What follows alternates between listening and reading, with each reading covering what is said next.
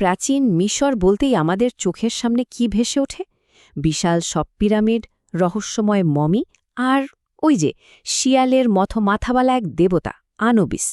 আমরা সবাই কিন্তু তাকে এক নামেই চিনি, মৃত্যুর দেবতা। কিন্তু এই পরিচয়ের আড়ালে এমন এক সত্যি লুকিয়ে আছে, যা শুনলে আনুবিস সম্পর্কে আমাদের এতদিনের ধারণাটাই হয়তো পুরোপুরি বদলে যেতে পারে। মানে দেখুন, সিনেমা হোক বা গল্পের বই, সব জায়গাতেই তাকে দেখানো হয় পরলোকের এক ভয়ঙ্কর শাসক হিসেবে। কিন্তু প্রশ্নটা হলো, আনুবিসের আসল ভূমিকা কি আসলেই এটা ছিল, নাকি হাজার হাজার বছরের ধুলোর নিচে তার আসল পরিচয়টাই আমরা হারিয়ে ফেলেছি? চলুন আজ সেই রহস্যের গভীরে ঢোকা যাক। এই সফরে আমরা ধাপে ধাপে আনুবিসের এই প্রচলিত ধারণাটা ভাঙব আর তার আসল সত্যিটা খুঁজে বের করব। প্রথমে দেখব আমরা তাকে কিভাবে চিনি, এরপর জানব পরলোকে তার আসল কাজ কি ছিল, মমি তৈরির অনুষ্ঠানে তার ভূমিকা, আর ন্যায় বিচারের পাল্লায় তার গুরুত্ব কতটা। আর একদম শেষে আমরা একসাথে আনুবিসের এক সম্পূর্ণ নতুন পরিচয় দাঁড় করাব। তো চলুন শুরু করা যাক। আমাদের প্রথম পর্ব, মৃত্যুর পরিচিত দেবতা, মানে আনুবিসের সেই চেহারাটা যেটা আমাদের সবার মাথায় গেঁথে আছে। আজকের দিনের সিনেমা, গেমস বা গল্পে আনুবিস মানেই তো এক অন্ধকার জগতের শক্তিশালী শাসক, তাই না? মৃত আত্মাদের নিয়ন্ত্রণকারী। তাকে প্রায়ই এক ভয়ের প্রতীক হিসেবে দেখানো হয়। কিন্তু আসল প্রশ্নটা হলো, প্রাচীন মিশরীয়রা কি তাকে সত্যিই এমন ভয়ঙ্কর চোখে দেখত, নাকি এই ধারণাটা একেবারেই আধুনিক সময়ের তৈরি? আর এখানেই আমরা সবচেয়ে বড় সত্যটার মুখোমুখি হতে চলেছি। আমাদের দ্বিতীয় পর্ব, শাসক নয় পথপ্রদর্শক। এই পর্বেই আনুবিসের আসল ভূমিকাটা আমাদের কাছে পরিষ্কার হতে শুরু করবে, যা আমাদের এতদিনের ধারণা থেকে একদমই আলাদা। এই স্লাইডটা দেখলেই পার্থক্যটা পরিষ্কার হয়ে যায়, তাই না? আমরা ভাবি আনুবিস ছিলেন পাতাল বা আন্ডারওয়ার্ল্ডের রাজা, কিন্তু বাস্তবে তিনি শাসক ছিলেন না, বরং ছিলেন আত্মার পথপ্রদর্শক ও রক্ষক। মানে তার প্রধান কাজ ছিল মৃত আত্মাকে পরকালের বিপদসংকুল পথে পথ দেখিয়ে নিরাপদে বিচারের দরবারে পৌঁছে দেওয়া। তিনি ছিলেন একজন অভিভাবক, কোনো অত্যাচারী শাসক নন। এবার আসা যাক তৃতীয় পর্বে, পবিত্র মমিকরণের রহস্য। আনুবিসের ভূমিকা কিন্তু শুধু আত্মার জগতেই সীমাবদ্ধ ছিল না, বরং আমাদের এই পার্থিব দেহের সুরক্ষাতেও তিনি ছিলেন অপরিহার্য। মমি বানানোর যে জটিল আর পবিত্র প্রক্রিয়াটা, সেটা পুরোটাই আনুবিসের তত্ত্বাবধানে হতো। তিনি ছিলেন এমবামার বা মমি প্রস্তুতকারীদের প্রধান দেবতা।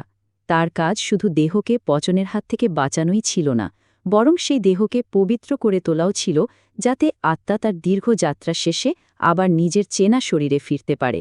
এক কথায় তিনি ছিলেন দেহের পরম রক্ষক, ধ্বংসকারী নন। এখন আমরা আনুবিসের সবচেয়ে গুরুত্বপূর্ণ অথচ প্রায় অজানা একটা ভূমিকার কথা বলবো। আমাদের চতুর্থ পর্ব, হৃদয়ের সত্য বিচার। এখানে তিনি মৃত্যুর দেবতা নন, বরং ন্যায় বিচারের চূড়ান্ত পর্যবেক্ষক। মিশরীয় বিশ্বাস অনুযায়ী পরকালে প্রত্যেক আত্মাকে একটা ফাইনাল পরীক্ষার মুখোমুখি হতে হতো।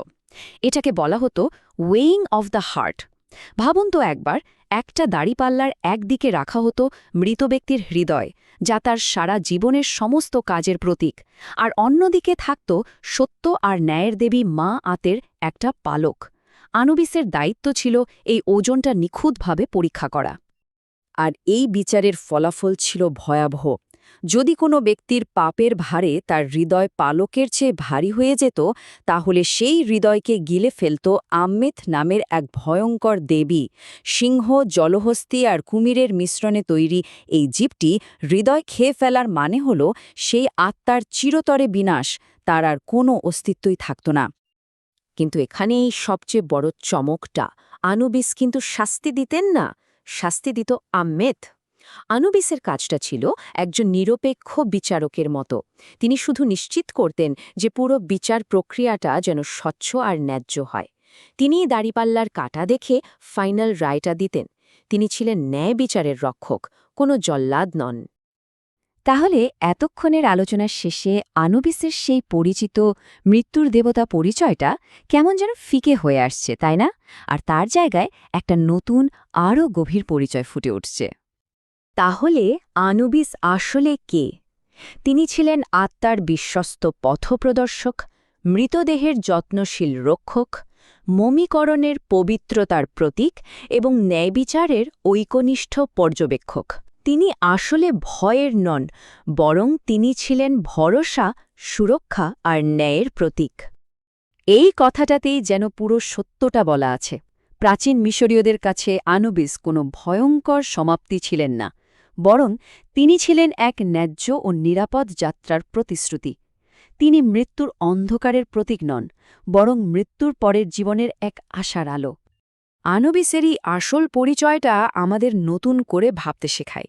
ইতিহাসের পাতায় এমন আরও কত চরিত্র বা ঘটনা আছে যাদের আসল গল্পটা হয়তো সময়ের সঙ্গে সঙ্গে একদম বদলে গেছে। আমরা যা জানি তার আড়ালে আরও কত গোপন সত্যি হয়তো আমাদের জানার অপেক্ষায় আছে, কে জানে।